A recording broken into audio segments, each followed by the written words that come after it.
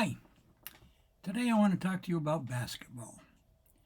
When I was growing up in the 50s in a place called Provincetown, Cape Cod, we had a terrific basketball program. Our coach, Dave Murphy, had an unbelievable record. He won a couple of state championships and was constantly our team, even though we were the smallest school on the Cape, we were constantly in the playoffs and often in the finals of the Cape Cod basketball leagues, whether they were called the large school or small school. Coach Murphy was quite good, and I loved basketball. It was my second favorite sport behind baseball. When I entered grade 7, I was 5'7". I think Coach Murphy thought I was going to be the next center.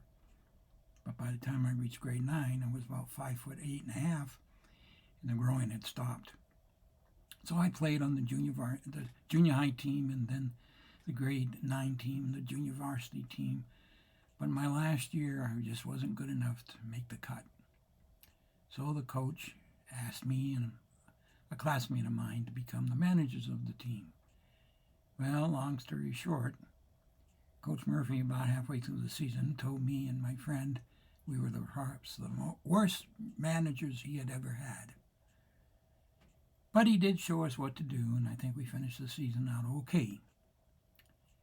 And what I didn't know, and what Coach Murphy didn't know, is that while I was sitting on the bench helping out the teams with towels and uniforms, an occasional tape job, I was learning about his plays, about his strategy, and the way he operated his game. Now, Coach Murphy went on to be a Hall of Famer for the state of Massachusetts.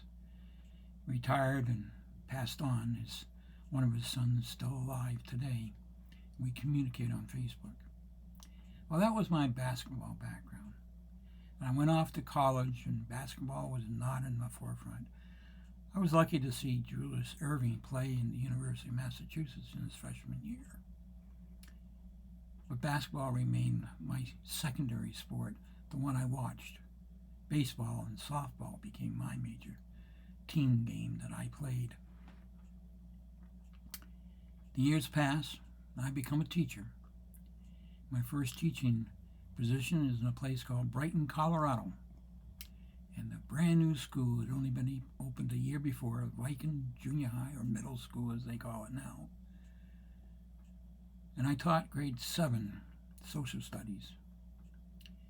And one day in November, late November, the gentleman that was assigned to do the grade 7 basketball team came to me and asked if I could help. Seems that our school had 3 teams, and there was a big gym and a stage which had a court on it. If I didn't help, the team was going to have to practice on the stage. But if I helped, we could get an early assignment and play and practice early. So I did. We did all right. Our team made it to the league final and lost to the championship team that had beaten us twice during league, but that was our only losses. The following year, I headed north and came to a place called Buffalo Coulee. It was a rural school, and team sports, there just weren't enough kids to play a team sport. So I got involved in track and field, even though I had no background in physical education. I was a history teacher, social studies teacher. Well, I moved to Manville, and there, the phys ed teacher came to me one day, again in November, asked if I'd be interested in coaching the girls' basketball team. The problem was he wanted to enter his boys into a league, and the league would only accept a school if it had both teams. My first reaction was, no way. Because in the States at the time, the high school girls played a 6-man team. 3 played on defense, 3 played on offense, and the half-court line was Neverland. The defensive team couldn't cross it, nor the offensive team. It basically became a 3-on-3 game, and I wasn't interested. That was when he informed me that in Canada, the girls played by the same rules as the boys. All right. So I began coaching the team. Now, getting enough girls to play on the team was hard. There weren't enough high school girls, so I gathered about 3 grade 10 students and the 5 girls that were in my grade 9 phys ed class. We formed a team. They were good. In fact, the second year, they went on to win the zone championship and advance to the provincials. And at the provincials, they beat a southern team, which was unheard of at those days, and lost in the semifinal game to the team that went on to win the provincials. Some of those girls on that team went on to play at university level. So that was my introduction into basketball in Canada. Following year, we had that same team almost all back, and we were very good. We were first in our league. We came into the playoffs. Just prior to the playoffs, our point guard twisted her ankle, and we'd already lost our number 1 center from the year before.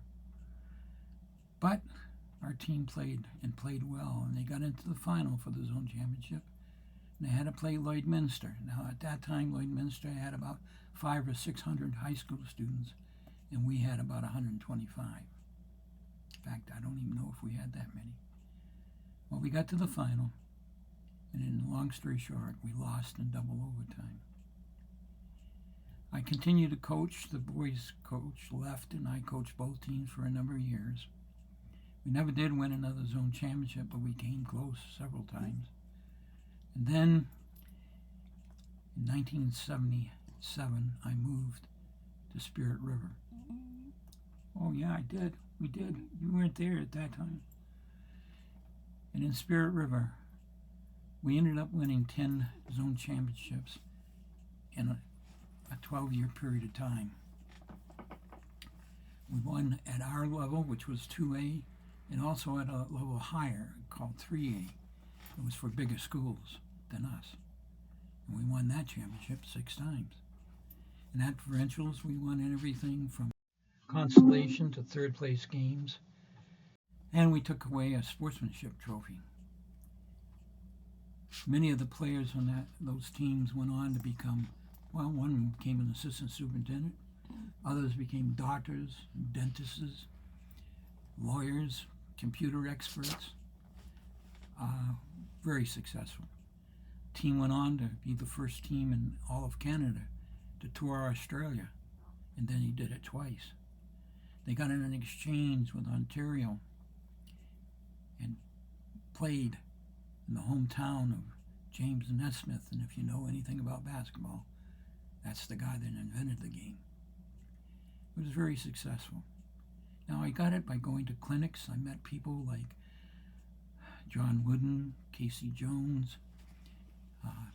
A good friend of mine became John Donahue. Donahue was the high school coach that coached Leah Sandor, who became Kareem Adu. And he became Canada's national team coach. After Spirit River, we went on to coach in other places in the States. I coached my own high school in Provincetown, the junior high team. Or actually, it was a grade 7 team. And they were successful. They won 11 out of the 14 games they played.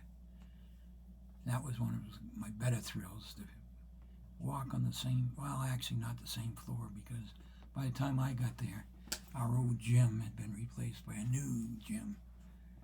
And it was quite something, though, to coach the team that once Coach Murphy had been involved with.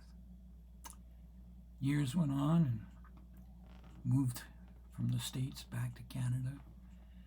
Went to a place in Saskatchewan called Denzel, which was really tiny. We had about 130 students from grade K to 12. But our basketball team's good. We won zones there as well. And the year after I left, the team went on to place a silver medal and then a gold medal at the provincial championships. But we had laid the groundwork for those teams. Then our last time, kind of a bookend ending, we went to Valley View and coached the girls' team while I was principal of the high school girls. In my last year, they again won the zones and went on to provincials. They didn't win anything, but they did win a game and were very competitive in the 2 games they lost. But I always look at bookends. 1971, we went through the provincial championships with the girls team. And in 2004, we ended our coaching career. Actually, didn't quite end our coaching career, but our coaching career for a high school team with another provincial zone championship. We would go on and coach a junior varsity team in Edmonton, and they did quite well. And basketball has always remained my favorite sport. Unfortunately, right now, the only team I really have shown interest in is Gonzaga. And the reason why I like it is 2 reasons. One, they got a fabulous coach, Mark Fuhr, but also because it's small. I think it has about 5,000 or 7,000 students, and it competes against the Indianas and the Dukes, the North Carolinas, the Kentuckys, and often or not, they come by with wins. I think currently they're ranked 9th in the country. They should do well this year, and that's the team I follow now. But going back to my favorite sport, Boston Red Sox. They'll be playing, in fact, they just won a game today. But that's my trip. Like I said when I started this series of these podcasts, that you never know what's going to cross my mind. Today, it was basketball. Well, Jake, time to get going. Let's go. Goodbye now. Be safe.